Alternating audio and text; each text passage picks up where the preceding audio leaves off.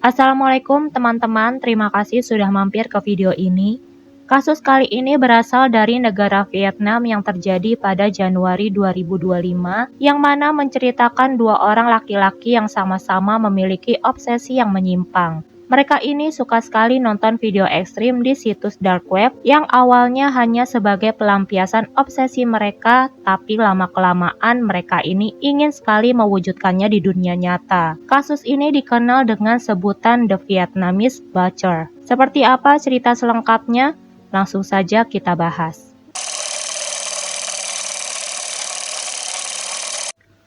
Pada akhir Juni hingga awal Juli 2025, sejumlah gambar dan video pendek bernuansa ekstrim mulai beredar secara terbatas di beberapa grup Telegram tertutup serta forum daring berbahasa Vietnam dan Mandarin.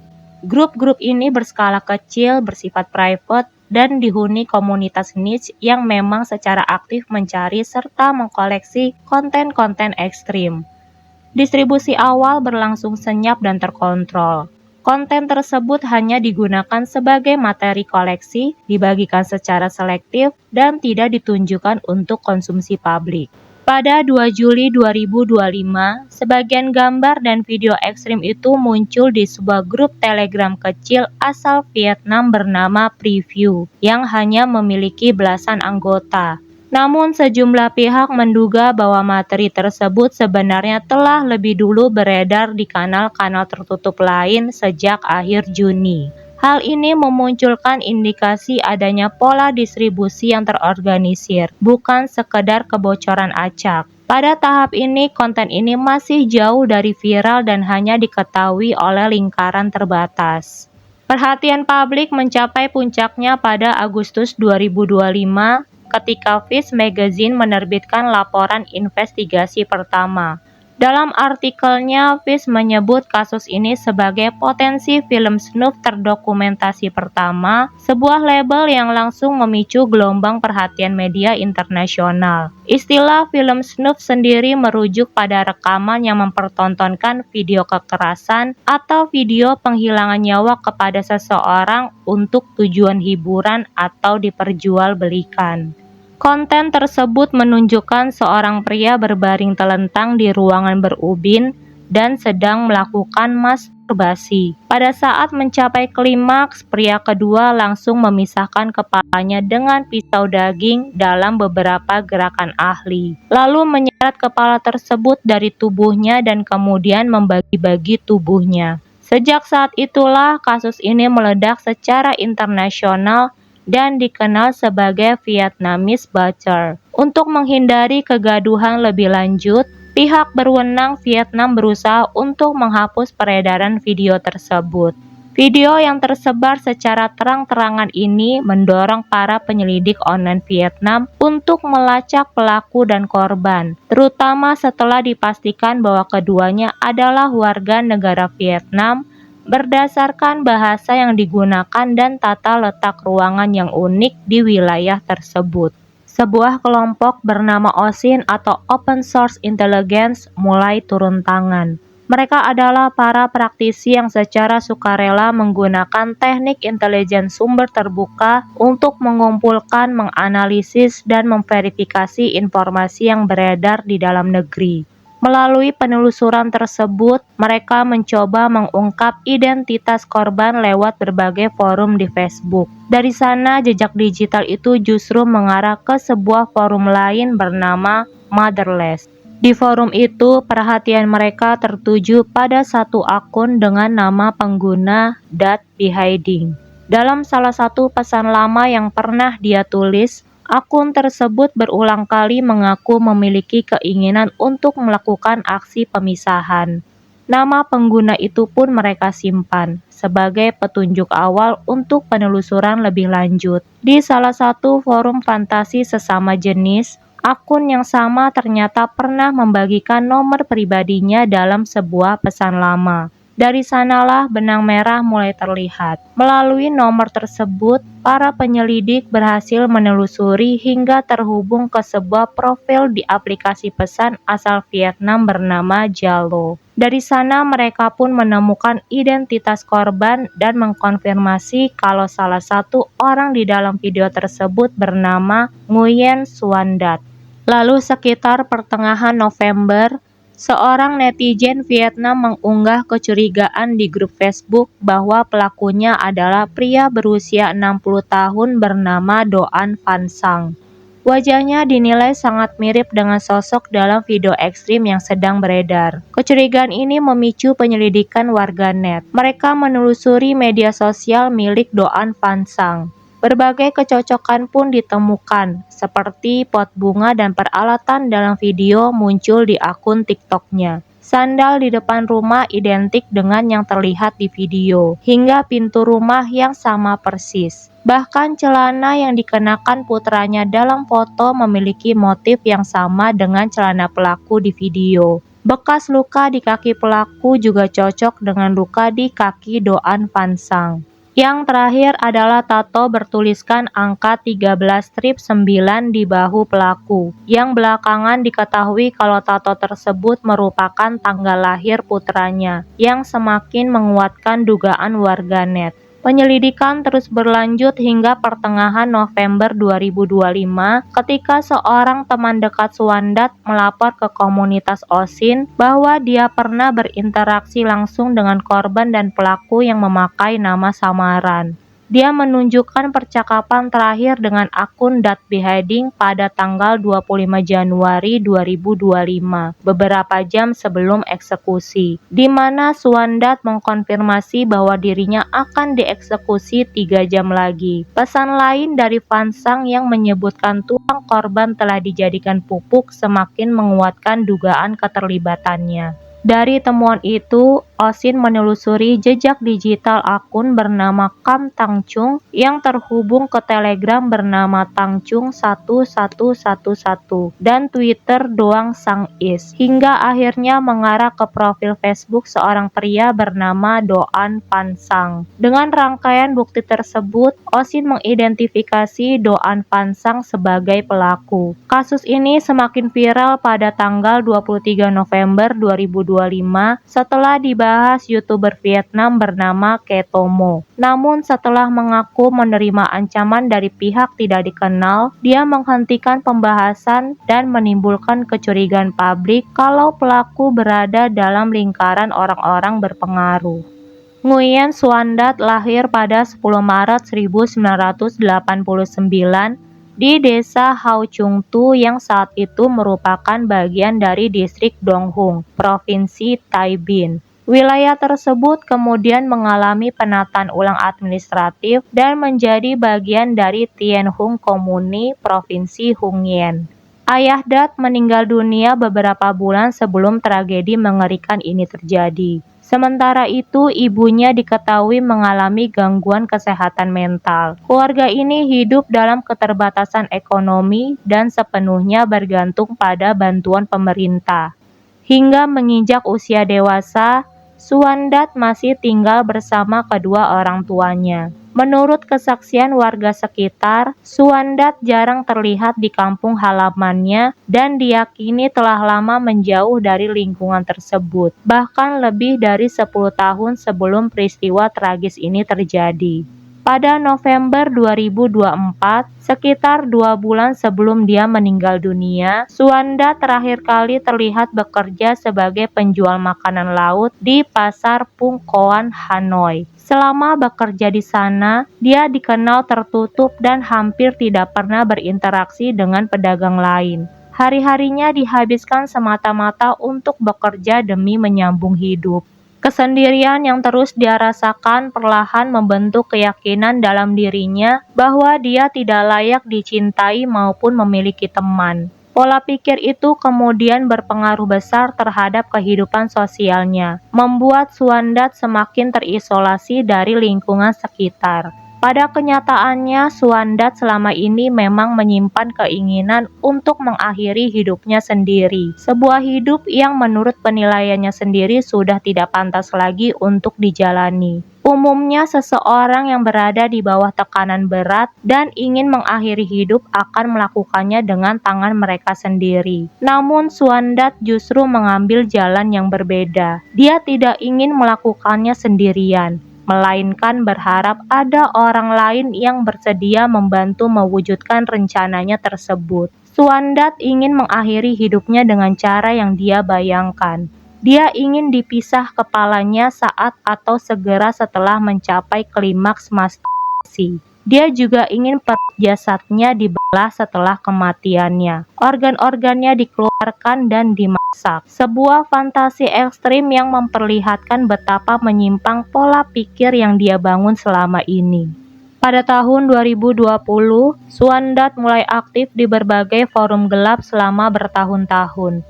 Dia menggunakan sejumlah nama samaran di platform seperti Motherless dan Watch People Die, yang salah satu akunnya bernama Dat Beheading. Bahkan di akun Facebook pribadinya, Suandat secara terbuka mencantumkan ketertarikan pada tema dekapitasi, yaitu tindakan pemisahan kepala dari tubuh. Pesan-pesan pribadinya juga memperlihatkan sisi dirinya yang lain. Suandat menulis bahwa dirinya tidak hanya merasa terasing, tetapi juga merasa dipenuhi penyakit dan tidak mampu menjalani hidup secara bebas seperti orang kebanyakan. Saya harus bergantung pada orang tua saya sepanjang hidup saya. Apalagi yang bisa saya lakukan? Saya benar-benar seorang penjahat terhadap kematian saya sendiri. Jika bukan karena Tuhan, saya mungkin sudah mengakhiri hidup saya. Dalam pesan lain nadanya bahkan lebih langsung. Saya ingin bertemu seseorang yang setelah kami cukup dekat bisa menghabisi nyawa saya. Saya benar-benar ingin berteman dengan orang-orang seperti itu. Tetapi saya tahu setelah itu terjadi, saya tidak akan pernah menjadi normal lagi. Saya ingin mati.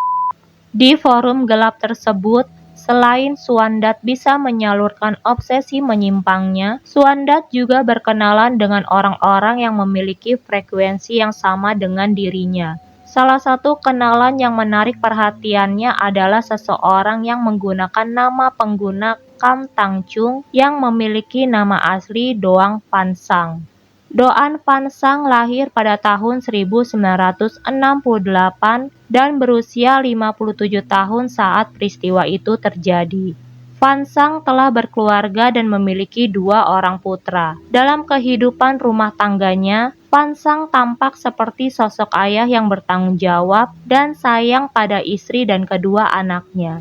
Phan Sang menjabat sebagai Wakil Ketua Tim Manajemen Pasar Nomor 4, posisi yang memberinya kewenangan nyata dalam struktur pemerintahan lokal.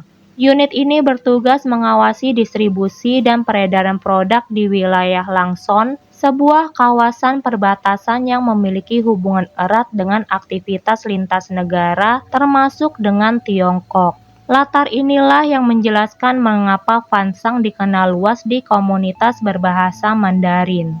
Bagi rekan kerja dan orang-orang di sekitarnya, Phan Sang tampak biasa saja. Tidak ada catatan kekerasan, tidak ada perilaku mencurigakan yang menonjol. Namun di balik itu, dia menyimpan ketertarikan ekstrim yang tidak pernah terungkap ke publik. Selama bertahun-tahun, dia merasa tertarik untuk melakukan aksi pemisahan tubuh sekaligus makannya. Phan Sang tinggal di kota Langson, tepatnya di Jalan Nguyen Pikan. Setelah tim manajemen dipindahkan ke fasilitas baru pada tahun 2025, dia masih rutin mengunjungi gedung lama tersebut. Selain akun Facebook utamanya, Phan Sang juga aktif di forum gelap menggunakan nama Kam Tang Chung, nama yang dia ambil dari nama anaknya. Di forum inilah Suandat dan Phan Sang berkenalan, yang akhirnya mulai berkomunikasi melalui pesan singkat. Suandat menyadari bahwa Phan Sang memiliki ketertarikan terhadap fantasi mengerikan tersebut. Karena itu, dia lebih dulu menghubunginya untuk membuka percakapan. Dalam pesan awal, Suandat secara terang-terangan mengaku memiliki obsesi yang kuat terhadap aksi pemisahan kepala, sebuah fantasi ekstrim yang dia kaitkan dengan kedekatan dan keintiman. Dia pun langsung meminta bantuan Phan Sang untuk merealisasikan rencananya tersebut. Suandat mengatakan bahwa jika Fansang bersedia mengeksekusinya, maka Fansang dapat sepenuhnya menyalurkan ketertarikannya pada tindakan pemisahan kepala itu. Namun saat itu Fansang menolak. Dia menegaskan bahwa dirinya hanya ingin menjadi pengamat di forum tersebut dan tidak berniat terlibat dalam tindakan nyata. Selain itu, Fansang masih mempertimbangkan karir dan reputasinya yang cukup disegani oleh lingkungan sekitarnya. Meski begitu, Suandat tidak menyerah. Dengan berbagai pendekatan, dia terus berupaya membujuk Fansang agar mau melakukan perbuatan mengerikan tersebut. Suandat bahkan mengirimkan foto-foto korban yang tubuhnya telah terpisah-pisah kepada Fansang, dengan harapan dapat membangkitkan dorongan untuk mewujudkannya di dunia nyata. Di sisi lain, dia juga terus menuliskan keinginannya di forum Motherless, menyatakan bahwa dirinya ingin segera dieksekusi dan siap diperlakukan layaknya seekor hewan. Setelah pernyataan tersebut dipublikasikan, Suandat mulai dihubungi oleh beberapa pengguna lain yang mengaku memiliki ketertarikan serupa. Dari komunitas itu, mereka kemudian membentuk sebuah grup kecil. Keberadaan grup ini membuat Suandat merasa bahwa dirinya tidak lagi sendirian. Semangatnya pun semakin besar untuk menemukan seseorang yang bersedia membantunya mewujudkan aksinya. Singkat cerita, memasuki tahun 2022, aktivitas Fansang di forum Motherless terlihat semakin intens. Dorongan untuk merealisasikan fantasinya pun kian menguat. Fansang bahkan mulai rutin mengirimkan foto-foto jasad yang telah terpisah, dengan alasan ingin menguatkan mental para anggota forum. Pada tahun yang sama, Fansang juga sempat mencoba membeli bagian tubuh manusia yang diduga berasal dari praktik jual beli ilegal, semata-mata untuk memuaskan rasa penasarannya. Mengetahui perkembangan itu, Suandat melihat celah dan kembali memanfaatkan kesempatan untuk membujuk Fansang agar menerima tawarannya. Berulang kali Suandat mengirim pesan singkat bahwa dia ingin meninggal di puncak kenikmatan dan berharap tubuhnya dimakan setelah kematiannya. Menanggapi pesan-pesan tersebut, Fansang tidak langsung memberikan jawaban pasti. Dia tidak serta-merta menerima maupun menolak ajakan tersebut, melainkan menikmati cara Suandat memohon kepadanya, sekaligus memanfaatkan situasi itu untuk menguji seberapa jauh keseriusan Suandat terhadap niatnya. Suandat ternyata terus berusaha agar fantasinya bisa segera terwujud. Hingga pertengahan tahun 2024, dia mengajukan tawaran uang lebih dari 10 juta dong, atau sekitar 6 juta rupiah. Uang tersebut ditujukan untuk menyewa lokasi eksekusi yang rencananya akan dilakukan di tempat kerja Fansang, yaitu di Market Management Department. Bangunan tersebut berada dalam kondisi terisolasi, sekitar 100 meter dari Pasar Mek, dengan luas kurang lebih 500 meter persegi. Di dalamnya terdapat 6 ruang kantor, sebuah dapur, 1 ruang perusahaan, serta 2 kamar tidur. Lokasi yang menurutnya sangat tepat untuk melakukan eksekusi. Tawaran itu membuat Fansang mulai tergoda, terlebih karena dia merasa memiliki akses penuh terhadap gedung tersebut. Sambil menimbang-nimbang, Fansang pun mulai menanyakan rincian keinginan dari Suandat, termasuk posisi tubuh dan alat yang akan digunakan. Suandat menjelaskan bahwa dia ingin dieksekusi menggunakan sebilah golok, namun senjata itu akan dia bawa sendiri. Dengan begitu, Fansang hanya perlu membantu mewujudkan fantasinya serta mengatur waktu yang tepat saat lokasi dalam keadaan sepi. Setelah beberapa saat berpikir, Fansang akhirnya menyetujui rencana tersebut dan langsung menetapkan tanggal pelaksanaannya. Keduanya sepakat untuk bertemu pada tanggal 25 Januari 2025, bertepatan dengan libur tahun baru Imlek. Fansang memilih tanggal itu karena dia mengetahui gedung akan kosong selama sekitar 5 hari. Menjelang akhir percakapan, Suandat sempat mengirimkan 1 kontak milik temannya yang identitasnya tidak pernah diungkap oleh media. Dia menjelaskan bahwa orang tersebut merupakan teman dekatnya dari salah satu forum, lalu meminta Fansang untuk menggantikannya berkomunikasi dengan orang itu. Singkat cerita, hari yang selama ini dinantikan oleh Suandat akhirnya tiba. Pada tanggal 25 Januari 2025, Suandat sempat memberitahu beberapa teman dekatnya bahwa dalam 3 jam ke depan dia akan mewujudkan fantasinya. Menjelang pukul 5 sore, dia memasuki kantor Fansang sambil berjalan membawa 2 bilah golok. Langkahnya dipenuhi rasa puas seolah dia akhirnya menemukan sesuatu yang telah lama dia nantikan. Dari kejauhan, Suandat melihat Fansang yang sudah menunggu. Fansang lalu mengarahkan Suandat menuju salah satu kamar mandi di dalam gedung tersebut. Fansang meminta Suandat untuk duduk di bangku yang sebelumnya telah dipersiapkan. Sementara itu, Fansang menggunakan topeng dan menata beberapa kamera di sudut kamar mandi untuk merekam seluruh rangkaian kejadian mulai dari persiapan hingga proses yang direncanakan.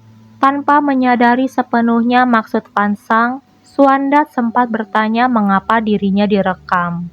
Fansang menjawab bahwa perekaman itu merupakan bagian dari fantasinya agar dia bisa mengenang kembali momen tersebut di kemudian hari.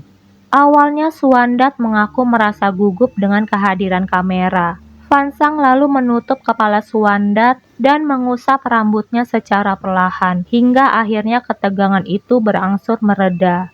Pada akhirnya Suandat pun membiarkan dirinya direkam. Melihat kondisi Suandat yang sudah mulai tenang, Fansang menyiapkan terpal dan membentangkannya di tengah kamar mandi, kemudian meletakkan sebuah balok kayu di sisi terpal tersebut. Setelah itu, Fansang meminta Suandat untuk melepaskan pakaiannya. Dia kemudian diminta masuk ke dalam kamar mandi dan berbaring di atas terpal dengan posisi leher yang ditopang oleh balok kayu tersebut. Mendengar arahan itu, Suandat pun bangkit dari duduknya dan menuruti semua instruksi yang diberikan. Saat Suandat sudah berada pada posisi yang ditentukan, Fansang mulai menjalankan aksinya. Dia terlebih dahulu menyentuh tubuh Suandat secara leluasa, hingga membuat Suandat merasakan kepuasan. Beberapa menit berselang, Suandat mengatakan bahwa dirinya telah mencapai puncak kenikmatan. Sesuai rencana, pada momen itu Fansang segera meraih golok yang dia letakkan di dekat pintu kamar mandi. Tanpa aba-aba apapun, dia langsung melakukan pemisahan kepala. Cairan merah pun menyembur keluar dan mengalir di lantai kamar mandi. Dalam hitungan menit, tubuh Suandat bergetar hebat hingga akhirnya dia kehilangan nyawa. Sementara seluruh kejadian tersebut terus terekam oleh kamera. Bahkan sebagian cipratan cairan merah tersebut mengenai kamera milik Fansang. Setelah memastikan Suandat benar-benar tidak bernyawa, Fansang melanjutkan tindakannya dengan mengambil pisau dari dapur kantor. Dengan gerakan yang terampil, Fansang meniru apa yang selama ini sering dia lihat dalam berbagai rekaman. Tubuh Suandat kemudian dipisah-pisahkan menjadi beberapa bagian. Setelah itu, potongan-potongan tersebut diletakkan ke dalam wadah plastik dan dibawa menuju area dapur. Di area dapur, Fansang menyiapkan sebuah panci besar berisi air, lalu menyalakan kompor. Setelah air mendidih, Fansang memasukkan bagian tubuh Suandat ke dalamnya hingga tampak seperti sedang merebus makanan. Sambil menunggu proses itu selesai, Fansang membersihkan bagian lain di wastafel. Dalam proses tersebut, Fansang menghancurkan tulang-tulang termasuk bagian kepala hingga menjadi potongan kecil. Setelah semuanya dianggap selesai, Fansang mematikan kompor, mengangkat sisa rebusan, lalu kembali menghancurkannya agar dapat dibuang melalui saluran pembuangan di dapur. Sementara itu, beberapa bagian lain yang masih berukuran besar dan sulit diolah, Fansang tangani dengan cara yang berbeda. Bagian-bagian yang masih utuh kemudian dibersihkan, lalu dimasukkan ke dalam plastik dan ditutup rapat untuk memastikan tidak meninggalkan jejak. Sebelum meninggalkan lokasi, Fansang merapikan seluruh area kamar mandi, dapur, serta ruang lain yang kemungkinan terkena percikan cairan merah. Beberapa saat kemudian, Dia juga mengumpulkan barang-barang milik Suwandat termasuk ponselnya dan menyimpannya di dalam saku. Setelah itu, Fansang pergi dari tempat tersebut sambil membawa plastik berisi bagian yang masih utuh. Dalam perjalanannya, plastik itu dibuang ke beberapa tempat sampah di berbagai titik kota. Keesokan harinya pada tanggal 26 Januari 2025, Fansang menghubungi kontak yang sebelumnya diberikan oleh Suwandat. Dia menggunakan akunnya sendiri untuk mengirim pesan dan memberitahukan bahwa Suwandat telah dieksekusi. Pesan itu ditulis dengan rangkaian kalimat yang bernada mengerikan. Setelah mengirim pesan tersebut, Fansang sempat mengajak orang-orang itu untuk bertemu secara langsung. Namun ajakan itu ditolak oleh para pengguna. Pada akhirnya, Fansang justru mengakses akun milik Suwandat melalui ponsel yang telah dia ambil sebelumnya. Dengan akun tersebut, dia mulai memantau aktivitas komunitas dan berinteraksi dengan anggota lain yang memiliki fantasi serupa dengan Suwandat, dengan maksud mencari calon korban berikutnya. Tidak berhenti sampai di situ, Fansang juga mengirimkan rekaman video aksi mengerikan tersebut kepada salah satu rekannya. Tidak lama kemudian, video itu beredar luas dan diperjualbelikan di sebuah kanal Telegram berbahasa Mandarin dalam bentuk paket berisi 11 video dan 98 foto dengan harga berkisar antara 1 hingga 10 juta rupiah. Hingga akhirnya pada Juli 2025, video mengerikan itu tersebar luas di berbagai forum-forum online. Pada 28 November 2025, polisi melakukan penggeledahan menyeluruh di kantor market manajemen departemen yang diduga sebagai tempat eksekusi dilakukan. Di lokasi tersebut, petugas menemukan 3 gigi manusia di bawah wastafel dapur yang diduga merupakan bagian dari tubuh korban. Selain itu, ditemukan pula fragmen tulang di sepiteng kamar mandi serta di saluran pembuangan dapur. Tim forensik kemudian melanjutkan pemeriksaan di rumah pelaku. Di sana mereka menemukan sebuah jaket yang dipakai pelaku dalam video tersebut. Tidak hanya itu, sebuah ponsel milik Suwandat juga ditemukan, yang menunjukkan bahwa pelaku menyimpan barang pribadi korban untuk mengakses akun korban selama berbulan-bulan setelah kematiannya. Berdasarkan hasil pemeriksaan forensik, dipastikan bahwa seluruh temuan tersebut merupakan bagian dari tubuh Nguyen Suwandat. Pada 29 November 2025, kepolisian melakukan langkah hukum formal. Doan Fansang secara resmi didakwa atas tindakan pembunuhan berdasarkan pasal 123 Kitab Undang-Undang Hukum Pidana Vietnam tahun 2015. Hingga saat ini proses hukumnya masih berlangsung dan belum ada hukuman akhir yang dijatuhkan oleh pengadilan. Namun jika terbukti bersalah, Doan Fansang dapat menghadapi hukuman penjara antara 12 hingga 20 tahun, penjara seumur hidup atau hukuman mati, tergantung pada tingkat keparahan dan keadaan spesifik kejahatan tersebut. Pada tanggal 3 Desember 2025, kepolisian menggelar konferensi pers resmi dan mengumumkan identitas korban serta tersangka kepada publik. 6 hari kemudian, pada tanggal 9 Desember 2025, Menteri Keamanan Publik Vietnam, Nguyen Van Long, mengambil alih pengawasan langsung atas penyelidikan kasus ini. Pemerintah pusat mulai memberikan perhatian serius terhadap dampak sosial yang ditimbulkan. Kolonel Hamanha kemudian mengeluarkan peringatan publik, meminta masyarakat untuk tidak menyebarkan konten grafis yang berkaitan dengan kasus ini. Dia menegaskan bahwa distribusi materi semacam itu merupakan pelanggaran hukum di Vietnam, terlepas dari konteks atau tujuan penyebarannya. Oke teman-teman, itu tadi kasus yang cukup mengerikan yang berasal dari Vietnam. Semoga dari kasus ini kita bisa mengambil banyak pelajaran dan kita selalu dalam lindungan Allah Subhanahu wa Ta'ala. Terima kasih sudah menonton sampai akhir. Sampai jumpa di video selanjutnya.